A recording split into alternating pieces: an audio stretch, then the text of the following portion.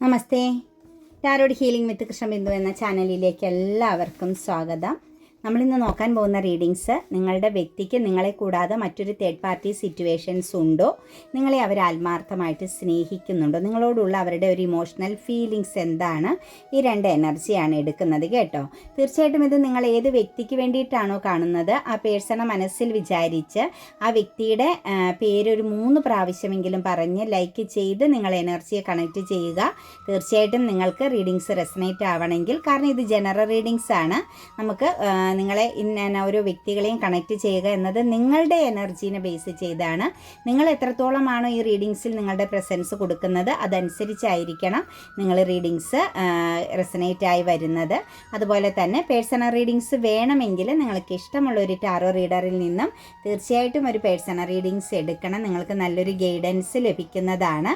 അതുപോലെ എൻ്റെ readings resonate ആവുകയാണെങ്കിൽ, പോസിറ്റീവായിട്ട് ഫീൽ ചെയ്യുകയാണെങ്കിൽ തീർച്ചയായിട്ടും ചാനൽ സബ്സ്ക്രൈബ് ചെയ്ത് സപ്പോർട്ട് ചെയ്യണം കേട്ടോ. പിന്നെ മെയിനായിട്ടൊരു കാര്യം പറയാനുള്ള, എന്നോട് ടാറോ റീഡിങ്സ് നിർത്തിക്കോണമെന്നാണ് ഇന്ന് കോഴിക്കോട്ട് നിന്ന് ഒരു സ്ത്രീ വിളിച്ചിട്ട് പറഞ്ഞിരിക്കുന്നത്. അവൾ കോഴിക്കോടാണോ കൊല്ലമാണോ തിരുവനന്തപുരമാണോ എന്നൊന്നും അറിയില്ല. അവളുടെ സംസ്കാരം വെച്ച് അത്ര നല്ല ഒരു ഫാമിലി ബാക്ക്ഗ്രൗണ്ട് ഉള്ളവളല്ല എന്നുള്ളത് നമുക്ക് മനസ്സിലാവും. എന്നോട് ടാറോ റീഡിങ്സ് നിർത്തിക്കോണം, കാരണം ഞാൻ ടാറോ റീഡിങ്സ് ചെയ്യുന്നത് കൊണ്ട് ഒരുപാട് പേർക്ക് ബുദ്ധിമുട്ടാണെന്ന്. ടാറോ റീഡിങ്സ് ചെയ്യുന്നവർക്കും ബുദ്ധിമുട്ടാണ്. എനിക്കാകെ 50,000 സബ്സ്ക്രൈബറും ഒരു 5,000 അല്ലെങ്കിൽ 4,000 വ്യൂവേഴ്സേ ഉള്ളൂ. ഞാൻ മറ്റുള്ളവർക്ക് ബുദ്ധിമുട്ടാകുന്നു എന്ന് ചിന്തിക്കുമ്പം എനിക്ക് ഭയങ്കര സങ്കടമുണ്ട് കേട്ടോ. കാരണം ഞാൻ ടാറോ റീഡിങ്സ് നിർത്തണമെങ്കിൽ നിർത്താമെന്ന് ഓർത്തായിരിക്കും. ആ മേഡം എന്നോട് പറഞ്ഞേക്കണത് നിർത്തിയേക്കണം, അതല്ലെങ്കിൽ അവൾ എന്തോ സംഭവങ്ങൾ ചെയ്യുമെന്നാണ് പറഞ്ഞിരിക്കുന്നത് എത്രയും പെട്ടെന്ന്. അത് നമുക്ക് ചിലപ്പോൾ നമ്മുടെ ചാനലിൽ ഇവിടെ യൂട്യൂബിലുള്ള വേറെ ഏതെങ്കിലും ടാറോ റീഡറിൻ്റെ വിഷമമായിരിക്കാം, ആരാണോ എന്താണെങ്കിലും. അവൾ നല്ല ലാംഗ്വേജൊക്കെ എന്നോട് ഉപയോഗിച്ചു കേട്ടോ മക്കളെ. എന്നോട് ഉപയോഗിച്ച ലാംഗ്വേജിന് സ്ത്രീലിംഗത്തിന് പുല്ലിംഗം ഉണ്ടെന്നുള്ളത് അവൾക്ക് മനസ്സിലാക്കി ഞാൻ കൊടുത്തു. പക്ഷേ എന്നാൽ തന്നെ ടാറോ റീഡിങ്സ് നിർത്തിക്കോണം എന്നാണ് അവളുടെ ഓർഡർ. അപ്പോൾ ചിലപ്പോൾ ഞാൻ പെട്ടെന്ന് തന്നെ ടാറോ റീഡിങ്സ് നിർത്തും കേട്ടോ. കാരണം ഒരാൾ നമ്മളെ വിളിച്ചിട്ട് നിർത്തിക്കോണം എന്ന് പറഞ്ഞാൽ പിന്നെ നമ്മളത് കണ്ടിന്യൂ ചെയ്യാൻ പാടില്ലല്ലോ. അതും നല്ല പിടിപാടുള്ളൊരു വ്യക്തിയാണെന്ന് തോന്നണം. നമ്മൾ പേടിക്കേണ്ട ഒരാൾ തന്നെയാണ് കേട്ടോ. അപ്പം അവളുടെ സംസാരത്തിൽ നിന്നും സംസ്കാരത്തിൽ നിന്നും മനസ്സിലായി നമ്മൾ ഭയപ്പെടേണ്ട ഒരാളാണെന്ന്. അതുകൊണ്ട് ഞാൻ നിർത്തുമായിരിക്കും കേട്ടോ. ഒത്തിരി ദിവസങ്ങളുണ്ടാവില്ല ടാറോ റീഡിങ്സ്. പെട്ടെന്ന് തന്നെ സ്റ്റോപ്പ് ചെയ്യുകയാണ് കേട്ടോ. പേടിച്ചിട്ടാണ്, അതല്ലാതെ വേറൊന്നും കൊണ്ടല്ല, പേടിച്ചിട്ടാണ് ഞാൻ സ്റ്റോപ്പ് ചെയ്യാമെന്ന് വെച്ചേക്കണേ. പിന്നെ തേർഡ് പാർട്ടി സിറ്റുവേഷൻസിൻ്റെ റീഡിങ്സൊക്കെ ചെയ്ത് കഴിഞ്ഞാലും പ്രശ്നമാണെന്നാണ് പറഞ്ഞേക്കണേ. തേർഡ് പാർട്ടിയെക്കുറിച്ചൊക്കെ റീഡിങ്സ് എടുത്തു കഴിഞ്ഞാൽ അത് കേൾക്കുന്നവർക്ക് തന്നെ കരണ്ട് അടിപ്പിക്കേണ്ട ഒരു അവസ്ഥയിലേക്കാണ് പോകുന്നതെന്നാണ് പറഞ്ഞത്. അപ്പം ഞാനിനി എന്താണെങ്കിലും 1 മാസത്തേക്ക് കണ്ടിന്യൂ ആയിട്ട് റീഡിങ്സ് ചെയ്യും. തേർഡ് പാർട്ടി മാത്രമേ ഞാൻ ചെയ്യുള്ളൂ കേട്ടോ. വേറൊരു റീഡിങ്സ് നമ്മൾ എടുക്കില്ല. തേർഡ് പാർട്ടി സിറ്റുവേഷൻസ് മാത്രമേ ഞാൻ എടുക്കുകയുള്ളൂ. കാരണം കുറച്ച് ആളുകൾ കൂടുതൽ കറണ്ട് അടിക്കുന്നത് നമുക്ക് ഒരു സന്തോഷമല്ലേ അത് കേൾക്കുന്നത്, കുറച്ച് പേർക്ക് കറണ്ട് അടിപ്പിക്കാൻ പറ്റുന്നതൊക്കെ. എന്തായാലും അങ്ങനെ അപ്പം റീഡിങ്സുകൾ ഞാൻ സ്റ്റോപ്പ് ചെയ്യുകയാണ് കേട്ടോ. കാരണം നമ്മളോട് ഒരാൾ വിളിച്ചിട്ട് സ്റ്റോപ്പ് ചെയ്തോണം, നീ ഇനി യൂട്യൂബിൽ റീഡിങ്സ് ഇടുകയോ നീ യൂട്യൂബിൽ വരികയോ ചെയ്തു പോരുതെന്ന് പറഞ്ഞാൽ നമ്മളത് അനുസരിക്കണമല്ലോ. എന്താണെങ്കിലും നമുക്ക് റീഡിങ്സിലേക്ക് അടക്കാം.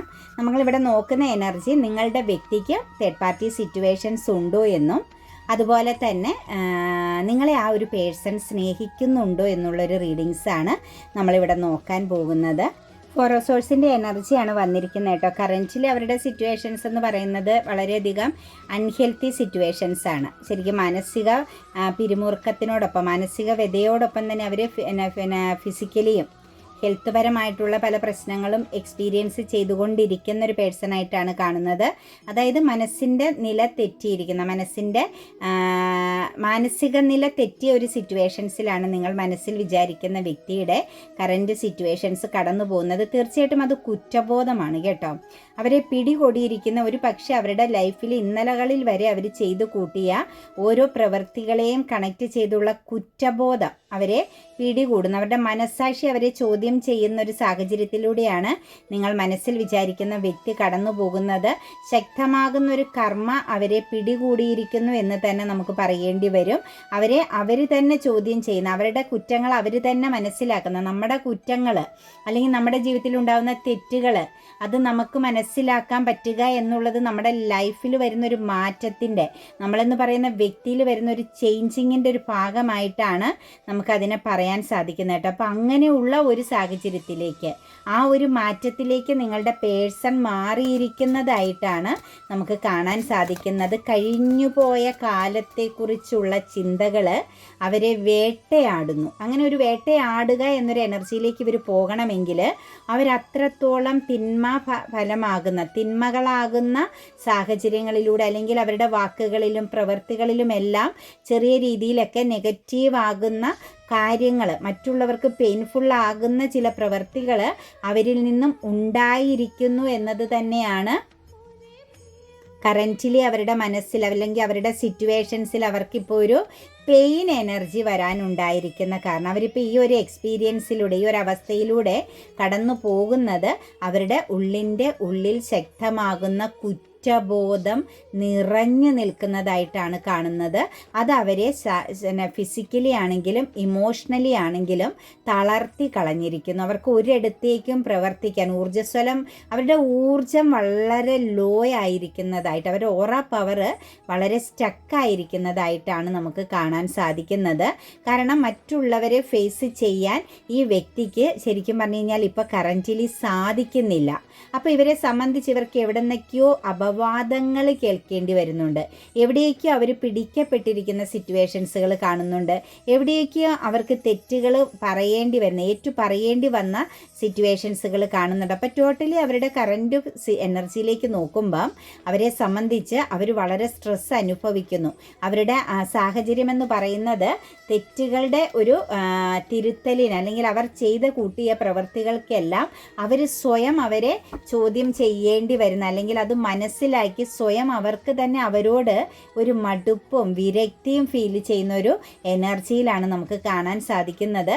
ശക്തമായിട്ട് ഫൈറ്റിംഗ് ചെയ്ത് സെൽഫിഷ് മെൻറ്റാലിറ്റിയിൽ, അതായത് മറ്റുള്ളവർക്ക് എന്തു വന്നാലും പ്രശ്നമില്ല, ഞാൻ പവർഫുൾ ആയിരിക്കും, ഞാൻ പ്രൊട്ടക്റ്റഡ് ആയിരിക്കും എന്നുള്ള ഒരു ചിന്തയോടുകൂടിയും വെല്ലുവിളിക്കാനായിട്ട്, മറ്റുള്ളവരെ ശക്തമായിട്ട് വെല്ലുവിളിക്കുന്നതിന് മടിയില്ലാത്ത ക്യാരക്ടർ എനർജിയിലൂടെയും ഒക്കെ കടന്നുപോയ വ്യക്തികളാണ് നിങ്ങളുടെ പേഴ്സൺ എന്ന് പറയുന്ന ഈ ഒരു വ്യക്തി. അത് ഫെമിനിയൻ ആയിക്കോട്ടെ, മസ്കുലൻ ആയിക്കോട്ടെ, ഏത് വ്യക്തിയാണെങ്കിലും ആയിക്കോട്ടെ, നിങ്ങളോട് വളരെ സ്ട്രോങ് ആയിട്ട് ഫൈറ്റിംഗ് ചെയ്തിട്ടുള്ള ഇവരിലേക്ക് ചെല്ലുന്ന പല വ്യക്തികളോടും ഇവരെപ്പോഴും വഴക്കൊക്കെ ഫൈറ്റിംഗ് ചെയ്യുന്ന ഒരു ക്യാരക്ടർ എനർജി ഉണ്ട്. അതായത് അവർ പ്രൊട്ടക്റ്റഡ് ആവാൻ, അല്ലെങ്കിൽ അവരുടെ കള്ളങ്ങൾ ആരും അറിയാതിരിക്കാൻ ഇവർ മുമ്പേ തന്നെ, നമ്മളിപ്പം ഒരു മുഴം മുന്നേ എന്ന് പറയുന്നത് പോലെ, ഇവർ ഒരു മുഴം മുന്നേ മറ്റുള്ളവർക്ക് നേരെ കുറ്റങ്ങളും കുറവുകളും അങ്ങ് നിരത്തും. എന്തിനാ?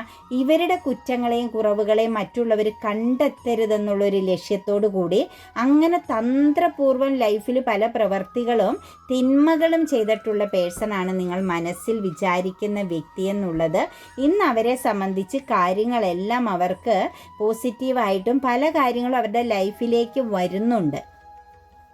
അവർക്ക് ഓപ്പർച്യൂണിറ്റീസുകൾ അവരെ തേടി വരുമ്പം അവരെ സംബന്ധിച്ച് കുറ്റബോധം ഫീൽ ചെയ്യേണ്ടി വരുന്ന ജീവിതയാത്രയിൽ അവർക്ക് സ്റ്റക്നെസ് ഫീൽ ചെയ്യുന്ന ഒരവസ്ഥയാണ് കാണുന്നത്. ഈ വ്യക്തിയിൽ ഒരു തേർഡ് പാർട്ടി പ്രസൻസ് നിങ്ങളെ കൂടാതെ ഉണ്ടോ എന്ന് ചോദിച്ചാൽ 100% ഇവരുടെ മനസ്സിൽ ഇവരുടെ പാസ്റ്റ് എനർജി നിൽപ്പുണ്ട്. അത് ചെറിയ രീതിയിലുള്ളൊരു റിലേഷനൊന്നും ആയിരുന്നില്ല കേട്ടോ. ശരിക്കും ഒരു ഭാര്യഭർത്തൃ ബന്ധത്തിനോടടുത്ത് ഏറ്റവും പവർഫുള്ളായ, ഏറ്റവും ഡിവൈൻ ബ്ലെസ്സിങ്സ് ഉള്ള, അനുഗ്രഹീതമാകുന്ന ഒരു ബന്ധത്തെക്കുറിച്ച് ഈ വ്യക്തി ഹൈഡ് ചെയ്തു വെച്ചിട്ടുണ്ട്. ആ ഒരു റിലേഷൻ, ആ ഒരു ഓർമ്മ അവരെ ഇപ്പോൾ എപ്പോഴും പിന്തുടരുന്നതായിട്ടാണ് കാണുന്നത്. അപ്പം നിങ്ങൾക്ക് മുന്നേ ഈ വ്യക്തിയുടെ ലൈഫിൽ മറ്റെന്തോ ഒരു കാര്യം, അതൊരു പക്ഷേ ആ വ്യക്തിയുടെ ഫാമിലി ലൈഫ് ആയിരിക്കാം, അതല്ലെങ്കിൽ അതിനോട് തുല്യമാകുന്ന ഒരു വ്യക്തിയുമായിട്ടുണ്ടായിരുന്ന ഇമോഷണലിയോ ഫിസിക്കലിയോ ഉള്ള റിലേഷൻഷിപ്പ് ആയിരിക്കാം.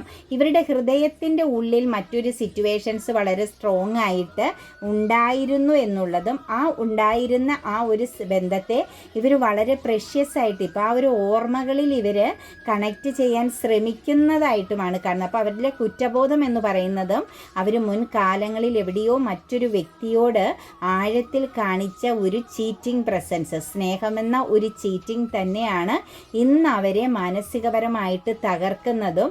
എന്നാൽ ആ ബന്ധമെന്ന് പറയുന്നത് അവർക്ക് വളരെ ശക്തമാകുന്ന പ്രഷ്യസ് ആയിട്ട് അവരുടെ ഹൃദയത്തിൽ അവർ ഒളിപ്പിച്ച് വെച്ചിട്ടുണ്ടെന്നുള്ളതുമാണ് നമുക്ക് കാണാൻ സാധിക്കുന്നത്. തീർച്ചയായിട്ടും വളരെ ശക്തമാകുന്ന ഫൈറ്റിംഗ് നടന്നിട്ടുണ്ട്. ഒരു പക്ഷേ അവരുടെ പാസ്റ്റിലെ ആ വ്യക്തിയുമായിട്ടോ അല്ലെങ്കിൽ ആ വ്യക്തിയെ കണക്ട് ചെയ്ത് മറ്റു വ്യക്തികളുമായിട്ടോ ശക്തമാകുന്ന ഫൈറ്റിംഗ് നടന്നതായിട്ട് കാണുന്നുണ്ട്.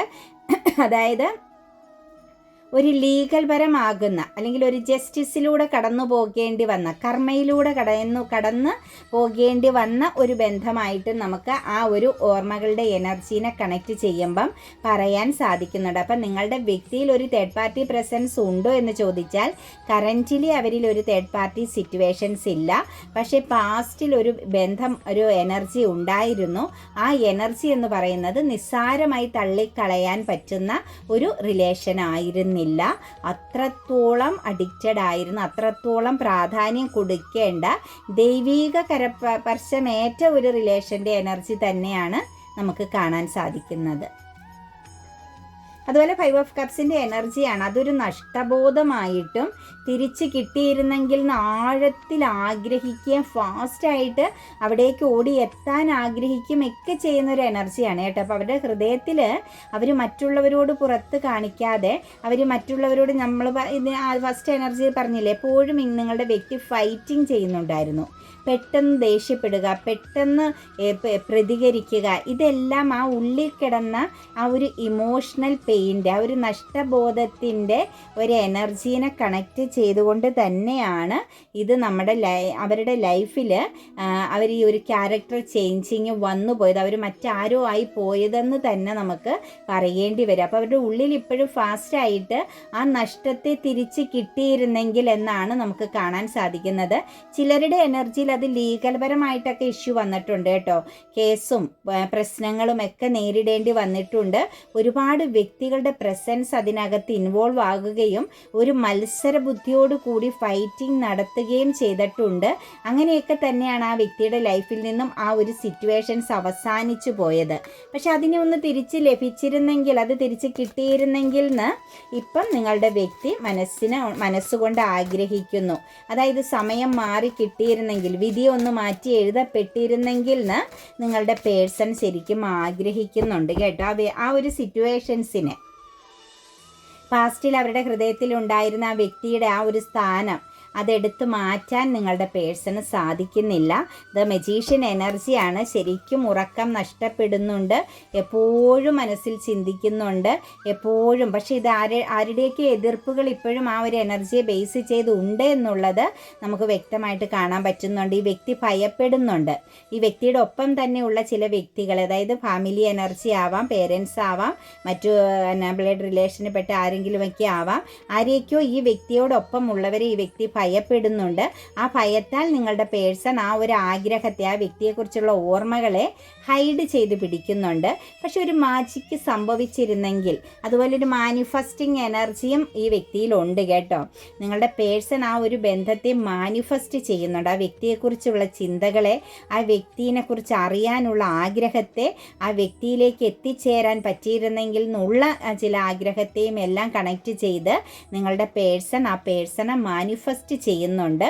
അപ്പം ഒരു റീ എൻട്രി എനർജി ആഗ്രഹിക്കുന്നു എന്നുള്ളതാണ് കാണാൻ സാധിക്കുന്നത്. അതിനു വേണ്ടിയിട്ടൊരു ഡോർ ഓപ്പണിംഗ് ആവാൻ, ഒരു പുതിയൊരു അവസരം കിട്ടാനൊക്കെ ആയിട്ട് ഇവർ മാനിഫെസ്റ്റേഷൻ ചെയ്യുന്നുണ്ട്. അപ്പോൾ ഇവരുടെ മാനിഫെസ്റ്റേഷനിൽ ഒന്നിലധികം തടസ്സങ്ങളെ ഒന്ന് മാറ്റി കിട്ടണമെന്നും ആ ഒരു വ്യക്തിയിലേക്ക് ഒന്ന് എത്തിച്ചേരാനുള്ള ഒരു സാഹചര്യം തുറന്നു കിട്ടണമെന്നും, അതുപോലെ തന്നെ മറ്റു പല രീതിയിലും ആ ബന്ധത്തിനൊരു ദൃഢത ഉണ്ടാക്കി കിട്ടണമെന്നെല്ലാം നിങ്ങളുടെ പേഴ്സൺ മനസ്സുകൊണ്ട് ആഗ്രഹിക്കുന്നു എന്ന് തന്നെയാണ് കാണുന്നത്.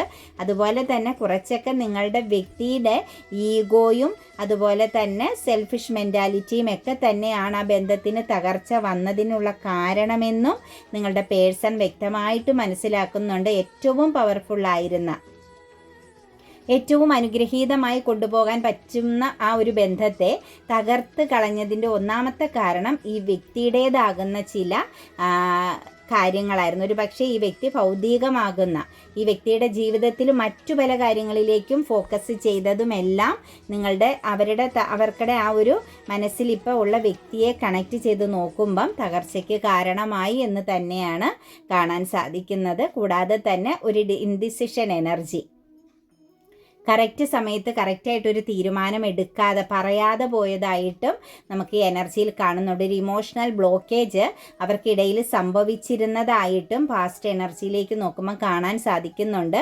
അതായത് ലവേഴ്സ് എനർജിയാണ് വന്നിരുന്നത്. ഏറ്റവും പ്രഷ്യസായ, ഏറ്റവും നല്ല, അതായത് ഈ ആൾക്ക്, ഈ വ്യക്തിയാണ് ഏറ്റവും അനുയോജ്യം, ഏറ്റവും ഉത്തമമായ ബന്ധമെന്ന് പറയാൻ പറ്റുന്ന തരത്തിലെ ഒരു എനർജി തന്നെയാണ് അവർ തമ്മിലുള്ള ഒരു ബന്ധത്തിലേക്ക് നോക്കുമ്പോൾ കാണാൻ സാധിക്കുന്നത്. അവിടെ ഒരു ഇംബാലൻസിങ് എനർജി ഉണ്ട്. അപ്പോൾ അതിനെയൊക്കെ ഒന്ന് ഇപ്പോഴും ഫോക്കസ്ഡ് ആണ്, സ്റ്റക്ക് ചെയ്യുന്നുണ്ട്. അതായത് പൊരുത്തപ്പെട്ടു പോകാൻ പറ്റാത്ത തരത്തിലെ എന്തൊക്കെയോ തടസ്സങ്ങൾ ഉണ്ട് ഇവർക്കിടയിലെന്നുള്ളതും കാണാൻ സാധിക്കുന്നുണ്ട്. ലോങ് ഡിസ്റ്റൻസ് എനർജിയും, കരിയർ മേഖലയെ ബേസ് ചെയ്ത് ഇവർക്കിടയിൽ ഒരു ലോങ് ഡിസ്റ്റൻസ് എനർജിയും നമുക്ക് കാണാൻ സാധിക്കുന്നുണ്ട്. എന്താണേലും കാത്തിരിക്കുന്നതാണ് ഒരു തിരിച്ചു വരവിനായിട്ട്. അപ്പോൾ ഒരു എബ്രോഡ് എനർജിയുടെ പ്രസൻസും അല്ലെങ്കിൽ നല്ലൊരു ലോങ് ഡിസ്റ്റൻസിൻ്റെ പ്രസൻസ് നമുക്ക് എനർജിയെ കണക്ട് ചെയ്ത് പറയാൻ സാധിക്കും. അപ്പോൾ വളരെയധികം വെയിറ്റിംഗ് ആണ്, ആ ഒരു വരവിന് വേണ്ടിയിട്ടുള്ളൊരു വെയിറ്റിംഗ് എനർജിയും നിങ്ങളുടെ വ്യക്തിയിൽ കാണാൻ പറ്റുന്നുണ്ട്. പ്ലസ് സ്റ്റക്കാണ്, ഒന്നും അറിയില്ല എന്താണ് സംഭവിക്കാൻ പോകുന്നത്. ആഗ്രഹം, പാഷൻ, സ്വപ്നങ്ങൾ സാക്ഷാത്കരിക്കപ്പെടുമോ എന്നൊന്നും നിങ്ങളുടെ പേഴ്സണിന് ഉറപ്പില്ല എന്നുള്ളതാണ്. ഒരു ക്ലാരിറ്റി ഒന്നുമില്ല. പക്ഷെ എന്നാലും കാത്തിരിക്കുന്നു, ആ ഓർമ്മകളിൽ കണക്ട് ചെയ്ത് നിൽക്കുന്നു. ആ ബന്ധത്തിൽ സംഭവിച്ചു പോയ മിസ്റ്റേക്കുകളെല്ലാം എപ്പോഴും റിപ്പീറ്റ് ചിന്തിക്കുന്നു. കുറച്ചൊക്കെ നമ്മളും മാറേണ്ടതായിരുന്നു എന്നും മനസ്സിലാക്കപ്പെടേണ്ടതായിരുന്നു എന്നെല്ലാം ചിന്തിക്കുന്നുണ്ട്. പ്ലസ് ഇതൊരു പാസ്റ്റ് എനർജിയാണ് കേട്ടോ വന്നിരിക്കുന്ന, തേർഡ് പാർട്ടി എനർജി ആയിട്ട്. നിങ്ങളോട് സ്നേഹമുണ്ടോ എന്ന് ചോദിച്ചു കഴിഞ്ഞാൽ നിങ്ങളെ സ്റ്റക്കാക്കിയത്, നിങ്ങളെ ഇരയാക്കിയതിൽ വലിയൊരു കുറ്റബോധം അവർക്കുണ്ട് കേട്ടോ. നിങ്ങൾക്ക് ഒരു ജഡ്ജ്മെൻറ്റിങ്, നിങ്ങൾക്ക് ന്യായം നടപ്പിലാക്കേണ്ടി വരുമെന്നും കാണുന്നുണ്ട്. നിങ്ങൾക്കിടയിൽ നോക്കുമ്പം ഒരു ഫാമിലിപരമാകുന്ന ബന്ധത്തിൻ്റെ എനർജി സ്ട്രോങ് ആയിട്ട് കാണുന്നുണ്ട് കേട്ടോ. കാരണം കുടുംബക്കാരുടെ, ഫാമിലിയുടെ ഒരു ഇൻവോൾവ്മെൻറ്റ് വളരെ സ്ട്രോങ് ആയിട്ട് നമുക്ക് ഈ ഒരു എനർജിയിൽ കാണാൻ പറ്റുന്നുണ്ട്. അതുപോലെ തന്നെ നിങ്ങൾക്കൊരു ജഡ്ജ്മെൻറ്റിങ്, നിങ്ങളുടെ പ്രാർത്ഥനയ്ക്ക് ഫലം ലഭിക്കേണ്ടി വരും, അല്ലെങ്കിൽ നിങ്ങളുടെ വേദനയ്ക്ക് ആ വ്യക്തി പ്രതിഫലം നൽകേണ്ടി വരുമെന്ന് ചിന്തിക്കുന്നുണ്ട്. നിങ്ങളെ ഇരയാക്കിയതിൽ അവർ വളരെയധികം വേദനിക്കുന്നുണ്ട് കേട്ടോ. ആ ഒരു കുറ്റബോധം അവരിൽ വളരെ സ്ട്രോങ് ആയിട്ടുണ്ട്. ശരിക്കും ഒരു ബെർഡൻ ഫീലിങ്സ് ഉണ്ട് അവർക്ക്. നിങ്ങളുമായിട്ട് പൊരുത്തപ്പെട്ടു പോവുക എന്നത് ഒരു ബെർഡൻ ആണോ? നിങ്ങളോട് സ്നേഹമുണ്ടോ എന്ന് ചോദിച്ചാൽ മ്യൂച്വൽ അണ്ടർസ്റ്റാൻഡിങ് ഒക്കെ ഉണ്ട് കേട്ടോ. നിങ്ങളെന്ന് പറയുന്ന വ്യക്തിനെ അക്സെപ്റ്റ് ചെയ്യാനൊക്കെ ആ വ്യക്തിക്ക് സാധിക്കുന്നുണ്ട്, അല്ലെങ്കിൽ നിങ്ങൾ കൊടുത്ത സ്നേഹത്തിൻ്റെ ആഴമൊക്കെ അവർ മനസ്സിലാക്കുന്നുണ്ട്. പക്ഷേ ഒരു ബെർഡനാണ്, എന്തോ ഒരു ഭാരം പോലെയാണ്. അതായത് ഈ ഒരു നിങ്ങളെന്ന് പറയുന്ന റിലേഷൻ എന്ന് അവർക്ക് ചിന്തിക്കുമ്പം അതിനകത്ത് അവർക്കതൊരു പൂർണ്ണതയിൽ എത്തിക്കണമെങ്കിൽ ഒരു വലിയ ഭാരം ചുമന്ന് തീർക്കുന്നത് പോലെ ആയിരിക്കുമെന്നുള്ളതാണ് അവർ ചിന്തിക്കുന്നത്. തീർച്ചയായിട്ടും നിങ്ങൾ ആ വ്യക്തിക്ക് വേണ്ടിയിട്ട് വെയിറ്റിംഗ് ആണ്, നിങ്ങൾ ആ വ്യക്തിക്ക് വേണ്ടി കാത്തിരിക്കുന്നു എന്നതെല്ലാം ആ പേഴ്സൺ മനസ്സിലാക്കുന്നുണ്ട്. ഇതിനകത്തൊരു ഫാമിലി എനർജിയുടെ പ്രസൻസ് നിങ്ങളെ കണക്ട് ചെയ്താണ് ഫ്യൂച്ചറിലേക്ക് കാണുന്നത്. തേർഡ് പാർട്ടിയെ കണക്ട് ചെയ്ത് പാസ്റ്റിൽ തന്നെ അത് അവസാനിച്ചതായിട്ടാണ് കാണുന്നത്. ഫ്യൂച്ചറിലേക്ക് ആ ഒരു റിലേഷൻ ഒരു പൂർണ്ണതയില്ല, ഒരു സ്തംഭനാവസ്ഥയാണ് കാണിക്കുന്നത്. പക്ഷെ നിങ്ങളുമായിട്ടുള്ള നിങ്ങൾ മനസ്സിൽ വിചാരിച്ച വ്യക്തിയുടെ ബന്ധമെന്ന് പറയുന്നത് ഫ്യൂച്ചറിലേക്ക് അത് വളരെ സ്ട്രോങ് ആയിട്ടാണ് കാണുന്നത്. അത് ഡെത്ത് ആൻഡ് റീബർത്ത് എനർജിയാണ് വന്നിരിക്കുന്നത്. എവിടെയാണോ അവസാനിച്ചത് അവിടെ നിന്ന് തന്നെ നിങ്ങളുടെ ബന്ധം റീസ്റ്റാർട്ട് ചെയ്യപ്പെടും. അതൊരു കുടുംബ ജീവിതത്തിലേക്ക്, അതായത് ഒരു ഫാമിലി ലൈഫൊക്കെ ആഗ്രഹിക്കുന്നവർക്ക് അതിലേക്ക് എത്തിച്ചേരും. അതല്ലെങ്കിൽ ഒരു കുടുംബ അംഗത്തെ പോലെ തന്നെ നിങ്ങളെ ആ വ്യക്തി പൂർണ്ണമായിട്ടും അംഗീകരിച്ച് സ്വീകരിക്കുമെന്നുള്ളൊരു എനർജിയാണ് കാണിക്കുന്നത്. അതായത് നിങ്ങൾക്ക് നീതി ലഭിക്കും. പക്ഷേ നമുക്കിവിടെ പറയാൻ പറ്റുന്ന ഒരു കാര്യം എന്ന് പറഞ്ഞാൽ വളരെ പോസിറ്റീവായിട്ടുള്ള ഒരു സിറ്റുവേഷൻസാണ് നിങ്ങളുമായിട്ട് വ്യക്തിയിൽ കാണുന്നത്. പക്ഷേ തേർഡ് പാർട്ടി എനർജി അവരുടെ ഹൃദയത്തിൽ ഒരു വേദന പോലെ കിടപ്പുണ്ട് കേട്ടോ. അവർക്ക് മാച്ച് കളയാൻ പറ്റാത്ത, നഷ്ടപ്പെട്ടു പോയെന്നുള്ള, അതായത് അവർ മനസ്സുകൊണ്ട് ഏറ്റവും കൂടുതൽ ആഗ്രഹിച്ചിരുന്ന ഒന്ന് നഷ്ടപ്പെട്ടു പോയതുപോലെയും ജസ്റ്റ് ഒന്നതിനെ കണക്റ്റ് ചെയ്യാൻ, അതായത് കണ്ടുമുട്ടാൻ ആഗ്രഹിക്കുന്ന ഒരു ഫീലിങ്സുമാണ് നമുക്ക് കാണാൻ സാധിക്കുന്നത് കേട്ടോ. ഈ റീഡിങ്സ് കേട്ടിട്ട് ആർക്കെങ്കിലും എന്താ പറയുക, ഷോക്ക് കൊടുക്കേണ്ടതായിട്ട് വരികയാണെങ്കിൽ എന്നെ അറിയിക്കണം കേട്ടോ. കാരണം നമ്മൾ അത്രയും മോശമായ അല്ലെങ്കിൽ തരം താഴ്ന്ന ഒരു റീഡിങ്സ് ഒരിക്കലും ചെയ്യാൻ ആഗ്രഹിക്കുന്നില്ല. അതുപോലെ തന്നെ ജനറൽ റീഡിങ്സുകളൊന്നും നിങ്ങളുടെ ആരുടെയും എനർജിയെ കണക്റ്റ് ചെയ്ത് എടുക്കുന്നതുമല്ല. അപ്പോൾ അതനുസരിച്ച് മാത്രം അക്സെപ്റ്റ് ചെയ്യുക. നമ്മൾ വിഡ്ഢികളാകരുത് കേട്ടോ. സമൂഹത്തിൻ്റെ മുന്നിൽ നമ്മൾ വിഡ്ഢികളാവരുത്. നമുക്ക് നമ്മളുടേതാകുന്നൊരു പേഴ്സണാലിറ്റി ഉണ്ട്, അതെപ്പോഴും കീപ്പ് ചെയ്യുക. വ്യക്തിത്വത്തെ കൈവിട്ട് കളയാത്ത വിധം ആത്മാഭിമാനത്തോടു കൂടി ജീവിക്കുക. ഇതൊക്കെ ഒരു ഗൈഡൻസ് മാത്രമാണ്, ഒരു ഇൻഫർമേഷൻസ്. നിങ്ങൾക്ക് അറിയേണ്ട എന്തോ ഒന്ന് നിങ്ങൾക്ക് ഡിവൈൻ കൊണ്ടുതരുന്ന ഒരു ഗൈഡൻസ് ആയിട്ട് മാത്രം കാണാൻ ശ്രമിക്കുക കേട്ടോ.